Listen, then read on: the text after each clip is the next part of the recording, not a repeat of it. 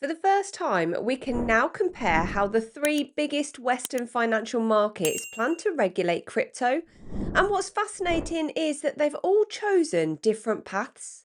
On the 30th of June, the UK's Financial Conduct Authority published what I think is one of the most important crypto announcements we've seen from Britain in years.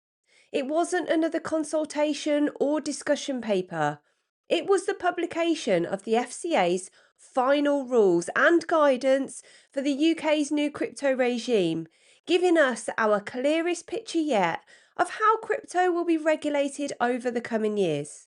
At almost exactly the same time, Europe has moved into the enforcement phase of MiCA, while the United States is continuing to push forward with major pieces of legislation, including the Clarity Act and the Genius Act. That raises an interesting question. Why are all three of these major economies introducing comprehensive crypto frameworks at roughly the same time? And perhaps even more importantly, which approach is likely to work best? Let's start with what the UK has actually announced. For years, crypto businesses operating in Britain have mainly been subject to anti money laundering registration and financial promotion rules. Those requirements were important, but they weren't the same as a full financial services regime. That is now changing. The FCA has confirmed the framework that will bring crypto businesses into a much broader regulatory system, much closer to the way traditional financial firms are supervised. The firms affected include crypto exchanges, brokers, dealers, custodians, and other businesses providing crypto asset services to UK customers. The FCA has also published an implementation timetable. The application window is expected to open on the 30th of September 2026 and remain open until the 28th of February 2027. The new regime is then expected to come into force on the 25th of October 2027. So, although nothing changes overnight for most investors, companies now know what the destination looks like and perhaps just as importantly, when they need to be ready. The FCA's role will be to supervise the firms themselves.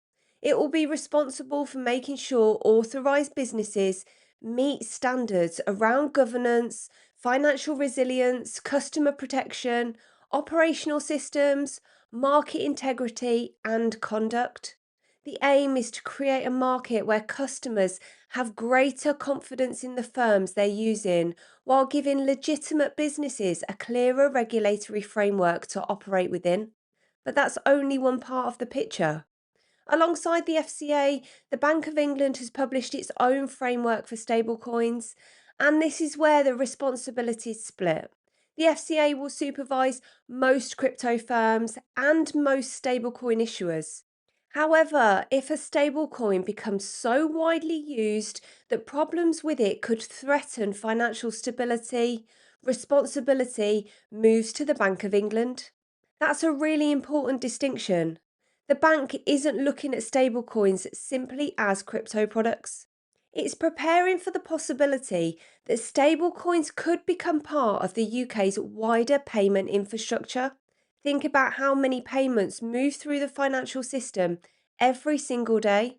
If a privately issued digital pound or another stablecoin were eventually used at that kind of scale, regulators would no longer see it as just another crypto token. They would see it as part of the country's financial plumbing.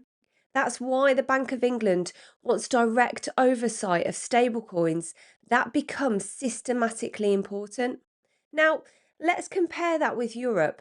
Over the last year, we've spoken a lot about MiCA on this channel, and for a good reason. MiCA created a single crypto rulebook across the European Union. Instead of every country taking a different approach, firms can apply for authorisation in one participating member state and, once authorised, passport their services across much of the European Economic Area. The difference is that MiCA has now moved beyond planning. The transition period has ended and Europe has entered the enforcement phase. Companies that want to operate inside the regulated European market now need to secure the appropriate authorization. We've already started to see the impact. Some firms have obtained licenses and are expanding. Others are still working through the authorization process. And in some cases, services have been restricted while businesses work towards compliance. That doesn't necessarily mean one system is better than another. It simply means Europe has chosen to create one common framework for the entire region. The UK has chosen something slightly different. Rather than writing an entire separate crypto rulebook, Britain is bringing crypto activities into its existing financial services framework. Now, let's compare both of those with what's happening in the United States. The US has taken a different approach again. Instead of introducing one comprehensive crypto framework like MiCA, lawmakers have been working on separate pieces of legislation covering different parts of the industry. The most important is the Clarity Act. Its purpose is to establish a clearer market structure by defining which regulator is responsible for different parts of the digital asset industry and providing greater legal certainty for businesses that have spent years operating in an uncertain environment. Alongside this is the Genius Act, which focuses specifically on payment stablecoins and the standards they would need to meet. At the time I'm recording this, attention is turning towards Crypto Week in Washington, beginning on the 17th of July, where members of the House of Representatives are expected to consider the Clarity Act alongside other major digital asset legislation. As with any legislative timetable, dates and outcomes can still change, but it represents another significant milestone in the US regulatory process. So, when you step back, something really interesting starts to appear. Europe has largely completed its first comprehensive framework and is now enforcing it. The United Kingdom has published its final framework and implementation timetable.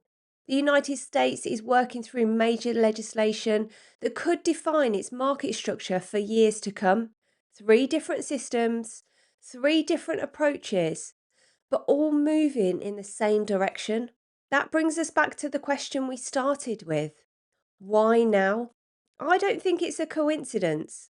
5 years ago, crypto was still widely viewed as a niche market. Today, the landscape looks very different. Bitcoin exchange traded funds have brought large institutional investors into the market. Stablecoins are settling enormous volumes of value around the world. Major banks are experimenting with tokenized deposits. Asset managers are launching tokenized money market funds and other blockchain based financial products. Governments have reached the point where digital assets are no longer something happening on the edge of finance. They're becoming part of finance itself. And that means regulators face a choice. They can continue waiting while the industry develops around them, or they can establish clear rules that gives companies confidence to build within their jurisdictions. Of course, none of these approaches are without risk. If regulation is too weak, investors may lose confidence and poor practices can continue unchecked. If regulation is too restrictive, businesses and capital may choose to build elsewhere. Finding that balance is probably the biggest challenge facing regulators over the next decade. So, what does all of this mean if you're simply somebody who invests in crypto? In the short term, probably not very much. You're unlikely to wake up tomorrow and find the market is completely transformed. But over the next few years, these frameworks will influence which exchanges can operate in different regions, which stablecoins become widely available, how institutions participate in the market, and where many of the biggest crypto businesses choose to invest and expand. It also helps explain why companies like Ripple have spent so much time pursuing regulatory approvals around the world. Whether you're talking about Europe, the UK, or other jurisdictions, one theme keeps appearing. Clear regulation is increasingly becoming a competitive advantage. The firms that understand the rules and adapt to them are likely to find it easier to build long term relationships with banks, institutions, and payment providers. For me, that's the biggest takeaway from everything we've discussed. The question is no longer whether governments are going to regulate crypto. That question has largely been answered. The real question now is how each jurisdiction chooses to do it and whether those different approaches encourage innovation while still protecting consumers. Over the next few years, we're going to find out which model works best. Will Europe's single rulebook prove to be the most effective? Will Britain's integration into its existing financial services regime attract institutional businesses? Or will the United States create a market structure that becomes the global benchmark? I'd genuinely love to hear your thoughts because I think this is one of the biggest stories shaping the future of digital assets. If you've enjoyed today's video, don't forget to like and subscribe. And if you'd like to learn how I automate parts of my own trading, we've put together a completely free TradeBot Pro course that takes you from beginner to having a signal bot connected to your exchange. You'll find the link to the free course in the description below. As always, this isn't financial advice, it's simply about understanding the direction the market is moving and the forces that are shaping it. Thank you so much for watching, and I'll see you in the next one.